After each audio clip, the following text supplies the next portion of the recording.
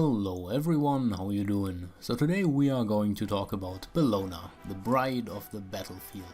Bellona.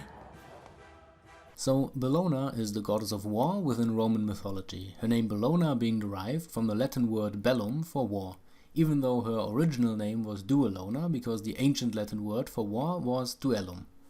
Bellona is typically identified by the assets of war, including weapons like sword and shield, a spear, but also a torch and a whip to propel the 4 horses that pull her chariot. Oftentimes she's also depicted wearing heavy armor and a helmet. Little side fact, Bellona was most likely adopted from the Sabines, which had a similar goddess called Nerio. Within Roman mythology, however, she is understood to be the consort of the OG god of war. No, not that one. Yes, that one. Mars.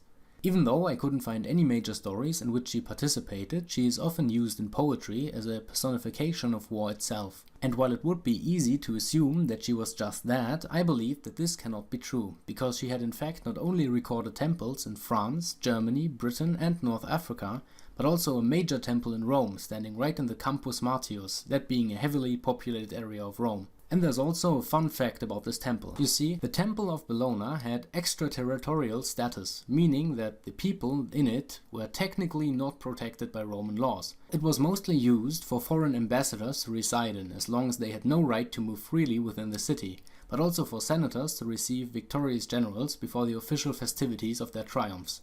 A second fun little detail about it is that opposite to this Temple of Bellona was the Columna Bellica, or the war column, which represented non-Roman territory, and if Rome declared war on a foreign country, they threw a javelin from Bellona's temple onto the war column, symbolizing the beginning of war. But let's get back to Bellona. There was of course also a cult worshipping her, and even though it is not much recorded about the cult of Bellona, it is known that priests that belonged to said cult were called Bellunarii, and they were famous for sacrificing their own blood for the goddess by cutting their arms or legs on the 24th of March, which they called Dies Sanguinis, or the Day of Blood.